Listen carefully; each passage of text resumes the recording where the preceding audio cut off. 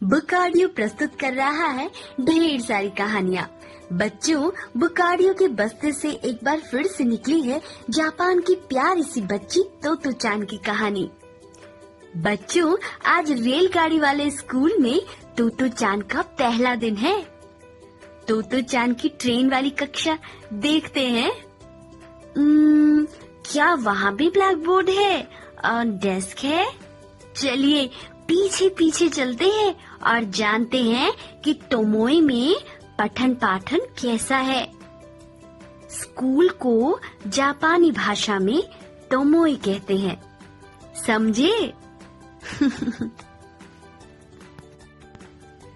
जब तोतो चान रेलगाड़ी के डिब्बों तक पहुंची, तब तक कोई और नहीं आया था। हेडमास्टर जी उसे वह डिब्बा बता चुके थे जिसमें उसे बैठना था। डिब्बा पुराने किस्म का था, जिसके दरवाजे पर अब भी बाहर की ओर एक हैंडल लगा था, जिसे नीचे घुमाकर दरवाजे को दाईं ओर सरकाना पड़ता था। जब तोतो चान ने अंदर झांक कर देखा तो उसका दिल तेजी से धड़क रहा था। वाह, यहाँ पढ़ना तो ऐसा लगेगा मानो लगातार यात्रा ही कर रहे हो। खिड़कियों के ऊपर सामान रखने के रैक अभी भी मौजूद थे। अंतर बस इतना भर था कि डिब्बे में ठीक सामने की ओर एक ब्लैक बोर्ड टंगा था और लंबी सीटों की जगह ब्लैक बोर्ड की ओर मुंह किए डेस्क कुर्सियां रखी हुई थी। हाथ से पकड़ने वाले स्ट्रैप हटा दिए गए थे, पर बाकी सब वैसा ही था। तोतो चान अंदर घुसी और किसी की सीट पर बैठ गई। लकड़ी की बनी कुर्सियां वैसी ही थी जैसा कि पहले वाले स्कूल में था, पर कुछ आरामदेह लगती थी। उससे लगा वे सारा दिन उन पर बैठी रह सकती थी। तोतो चान अब बहुत खुश थी। उसे स्कूल इतना पसंद आया था कि उसने हर रोज स्कूल आने का निर्णय लिया। वह अब कभी छुट्टी नहीं करेगी। तोतो चान खिड़की से बाहर झांकने लगी। उसे यह तो पता था कि ट्रेन स्थिर है, पर न जाने क्यों उसे लगा कि वह चल रही है। शायद इसलिए कि बाहर मैदानों में फूल पेड़ हवा से धीमे धीमे हिल रहे थे। मैं बहुत खुश हूँ, अंत में उसने जोर से कहा। तब उसने अपना चेहरा खिड़की से सटा लिया और एक गीत बनाया, जैसा वह खुश होने पर अक्सर बनाया करती थी। मैं कितनी खुश हूँ मैं कितनी, मैं क्यों खुश हूँ, क्योंकि उसी क्षण कोई अंदर चढ़ा। एक लड़की थी। उसने अपनी कॉपी और पेंसिल की डिब्बी बस्ते में से निकाली और मेज पर रख दी। फिर पंजों के बल खड़े होकर अपना बस्ता रैक पर रख दिया। उसने अपने जूतों का झोला भी वहीं रख दिया। तोतो चान ने गीत गाना बंद किया और जैसा जैसा उस लड़की ने किया था, झटपट वह भी करने लगी। अब एक लड़का अंदर चढ़ा।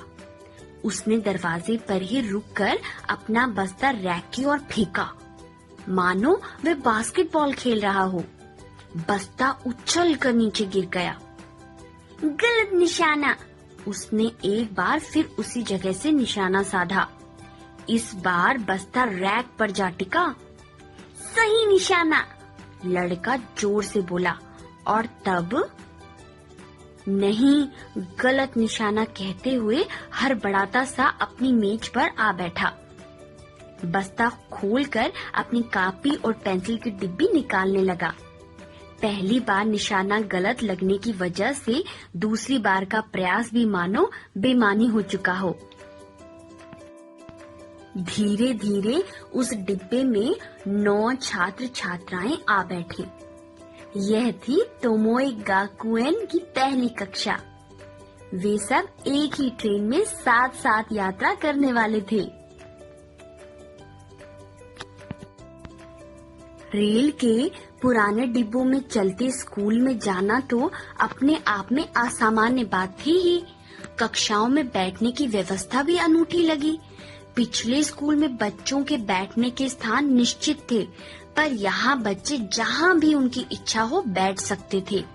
काफी सोचने और ध्यान से सब कुछ देखने के बाद तोतो चान ने तय किया कि वह उस लड़की के पास बैठेगी जो तुरंत उसके बाद डिब्बे में चढ़ी थी।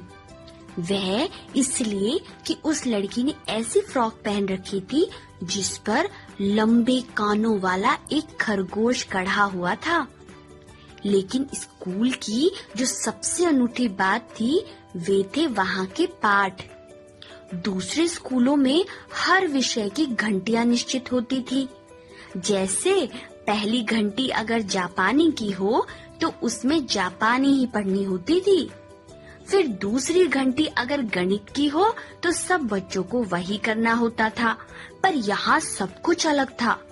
पहली घंटी शुरू होते ही शिक्षिका दिन भर में जिन विषयों को पढ़ना होता था या जिन प्रश्नों के उत्तर लिखने होते थे उनकी सूची बना देती थी और तब बच्चों से कहती, अब तुम्हें जहाँ से शुरू करना हो करो। इसलिए जापानी या गणित या किसी दूसरे विषय से शुरू किया जा सकता था।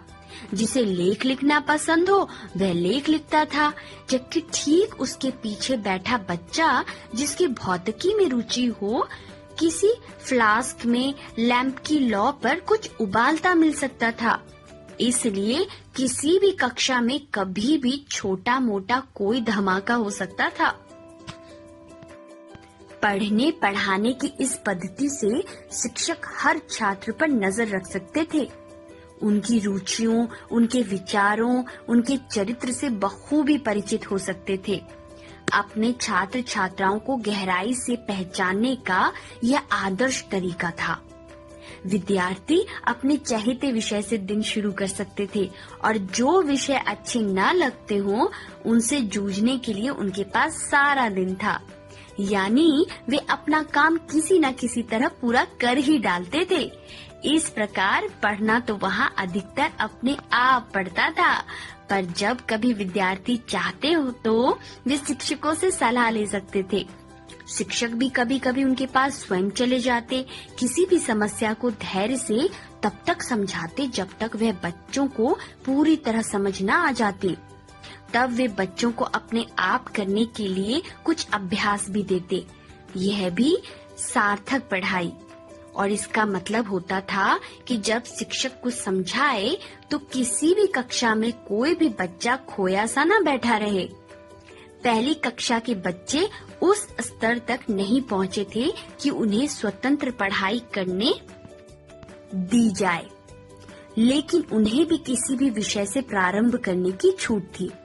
कुछ बच्चे वर्णमाला लिखने लगे, कुछ चित्र बनाने लगे, कुछ किताबें पढ़ने लगे, कुछ कक्षा में व्यायाम तक करने लगे। तोतो चान के पास जो लड़की बैठी थी उसे पूरी वर्णमाला आती थी। वह उसे अपनी कॉपी में लिख रही थी। यह सब इतना बड़ा अजूबा था कि तोतो चान घबराहट में समझ ही न पा रही थी कि वह क्या करे। ठीक उसी समय उसके पीछे बैठा हुआ लड़का उठा और शिक्षिका से कुछ पूछने ब्लैक बोर्ड की ओर बढ़ने लगा।